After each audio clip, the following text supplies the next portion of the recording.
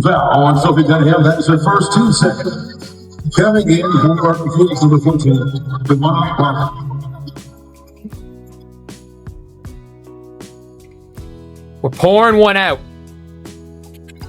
for the career of DeWanna Bonner. Pouring one out for the career of DeWanna Bonner because she is washed. The Indiana Fever faced off against the Phoenix Mercury in what seemed like an ordinary regular season game, but it turned out to be anything but. This clash quickly became one of the most thrilling and dramatic matchups of the entire season. DeWanna Bonner getting booed as soon as she entered the game. Shout out to all the fans in the building that were like, you know what? You did this organization dirty. You did the fans dirty. You did your teammates dirty. Our first chance we get when you come into the basketball game, we are going to boo you and boo you so you. The Fever were already facing adversity. Superstar Caitlin Clark was out with a groin injury. But things were about to get even more intense. Diana Taurasi was making her return to Indianapolis for the first time since a dramatic and controversial exit from the team earlier in the season. DeWanna Bonner, much to the Fever fans in attendance, much to their credit, they didn't play nice tonight. Good job. They booed the hell out of DeWanna Bonner. And then Alyssa Thomas started jawing at the fans. Well, let me understand something. You want fans booted out of arenas, but it's okay for you to talk shit? And let me tell you, when I say messy, I mean MESSY, all caps. This wasn't just any player returning to face her former team. This was a full-blown drama fest the moment Bonner stepped into the arena, with tension thick enough to cut with a knife. Foul on Sophie Dunham. That is her first 2 seconds. Coming in for Phoenix number 14, DeWanna Bonner.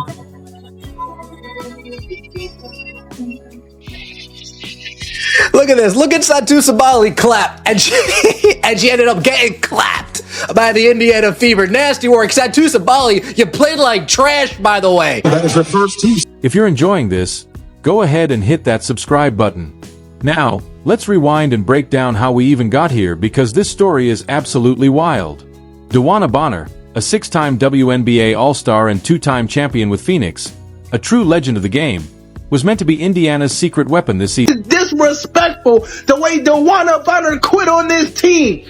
This is sports. You women's basketball players and women's basketball fans sit up here and act like everything is supposed to be peaches and cream all the time.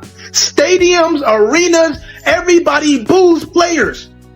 Especially when there's a fallout or some goofy shit that happens. The Fever signed Bonner in February 2025 as one of their headline free agent pickups. She was brought in to be the veteran leader, the steady hand meant to guide Caitlin Clark and Aaliyah Boston on their journey to championship glory. With a $200,000 salary, Bonner was the 3rd highest paid player on the roster, and the expectations couldn't have been. The Fever signed Bonner this offseason, a 2-time WNBA champion, to help this young core bring the franchise back into title contention. The Fever have only won 1 title in 2012, and prior to last season, they had not made the playoffs in 7 years. So while experience is an important factor in helping a team return to title contention, so is fit. And what I've learned from multiple sources is that from the onset, the fit between the Fever and Bonner was not a good one. But here's where everything went completely off the rails. Bonner started the season in the Fever's starting lineup, but just 3 games in, she was moved to the bench. And that's when things got truly wild. She ended up playing only 9 games total for Indiana. 9. After being hyped as one of their biggest signings. Her performance brutal. She averaged just 7.1 points and 3.8 rebounds on a rough 34.5% shooting. To put that in perspective, this is a player who had averaged double figures for 15 straight seasons. She had more games with 0 field goals than games with double-digit points. That's how rough it got. I boo people for less. I boo people for way less. Like, if somebody played for my team, my favorite team, and they left after 9 to 10 games, wasn't a good fit. I'm sure she dealt with some shit. I'd feel the type of way her coming back into my house. That's just fandom, okay? So, again, open to constructive feedback. I think that's sports, man. I'm going to be booing people all the time. I love it. Boo. I love. But wait, it gets even more dramatic. In mid-June, the Fever announced that Bonner would be stepping away from the team for personal reasons. No timeline, no details, just a vague statement. As her absence stretched past 2 weeks, reports started to surface that she had actually requested a trade. Can you believe that? She essentially said, "I don't want to be here anymore," and stopped playing. Multiple sources confirmed that the fit in Indiana was off from the start. Bonner herself later admitted it just didn't work out. She was brought in to be a veteran anchor with championship pedigree, but instead, she essentially quit on the team. The Fever tried to trade her, but no team was willing to take on the situation. So, on June 25th, they waived her outright. And then get this, on July 8th, she signed with the Phoenix Mercury. 3 games in a starting role, Bonner was moved to the bench in favor of shooting guard Lexi Hull, and 6 games later, she was done with the Fever. The Fever originally cited personal reasons for her absence, but what I learned later, again from multiple sources, was that the team was actually actively shopping her on the trade market. Fast forward to July 30th, DeWanna Bonner walks back into Gainbridge Fieldhouse, this time wearing a Phoenix Mercury uniform. And the fans? Oh, they knew exactly what time it was. The moment she checked into the game with 7 minutes left in the first quarter, the entire arena erupted in boos. Loud, relentless, and absolutely unforgiving. The Indiana Fever faithful were not here for her return. Some fans even shouted "quitter" at her. The disrespect was real, and they made sure she felt every bit of it. Bonner didn't respond. She didn't say a word. She just stood there and took it, soaking in wave after wave of negativity. Meanwhile, her fiancée, Alyssa Thomas, was seen yelling back at fans from the stands, clearly upset by how Bonner was being treated. But here's the poetic twist. The Indiana Fever didn't just show up, they dominated. Even without Caitlin Clark in the lineup due to injury, the team put on a statement performance. They didn't need Bonner. Not then, not now. And that might have been the loudest message of all. They had a couple of players that really showed up big. It just went final 107-101. Fever over the Phoenix Mercury. That's right. The DeWanna Bonner, Alyssa Thomas, Phoenix Mercury. And yeah, there was some drama. I'm sure something is going to be said by one of the two of them during this post-game press conference. There's just no way around it. Ari McDonald, a player who wasn't even on the roster at the start of the season, went off for a career-high 27 points, absolutely torching the Mercury. And Aaliyah Boston? She dropped 22 points and 12 rebounds, notching her 4th straight double-double. But here's the most savage part.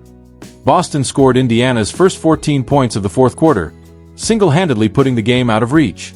It felt like she was sending a loud and clear message: "We don't need you, Dana." The Fever took the win, 107-101, and honestly the final score made it look closer than it actually was. Sophie Cunningham added 12 points, and Darius Dantas chipped in another 12.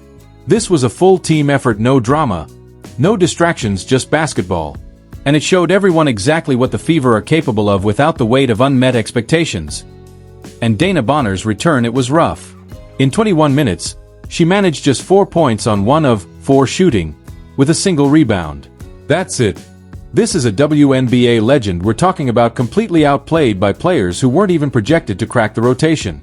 Talk about a statement. DeWanna Bonner is absolutely washed. The most washed player. Go retire with dignity. Go retire with dignity. A heartfelt tribute to the Indiana Fever by putting up the exact performance you gave for 9 games for the Fever. DeWanna Bonner, thank you. Thank you for... I know it took a lot of games. It in fact took you leaving the team. But thank you for finally helping the Fever win a game. After the game, Mercury star Kalia Copper was visibly upset about how Fever fans treated Bonner. In the post-game press conference, she said, "I just don't understand it. She's a legend. Look at everything she's done for the league, and the disrespect? I can't get down with that." Copper went on to say, "They booed her even though she didn't say a word. People talk trash, but we had her back. It's just really distasteful what their fan base is doing. DB is just the sweetest soul." But Mercury coach Nate Tibbetts had a different perspective. He said the boos were expected part of the game's reality. That's how sports work, he explained. When you go back to a former home, especially if you didn't leave on your terms, fans aren't going to be happy. That's what happened tonight. Even the coach understood that this was inevitable. When you quit on a team like Bonner did, you can't expect the fans to welcome you back with open arms. The most impressive takeaway from this whole saga, how the Indiana Fever organization and players handled everything. They consistently took the high road, showing class and professionalism throughout. She handled it well. I mean, I don't understand, like, she's a legend, and just all the things that she's done for the league. Stop. What has DeWanna Bonner done for this league? And just the disrespect, I can't get down with it. They booed her. She didn't say a word to the. That's a lie. DeWanna Bonner definitely said a word. Don't worry, Kalia Copper. We brought the receipts. The crowd. People talk some trash to her, but we had her back. Let's get real about what happened here. Bonner wasn't some player traded or released against her. Will she quit? She took the money, played poorly for 9 games, then basically said, I don't want to be here anymore, and stopped showing up. The Indiana Fever invested $200,000 in her, bringing her in as the veteran leader who would guide their young core to championship glory. Instead, she gave them 9 games of subpar basketball and abandoned the team when the going got tough. From the fans' perspective, this is a huge betrayal. These are people who buy season tickets, spend their hard-earned cash on jerseys and merch, and stick with the team through thick and thin.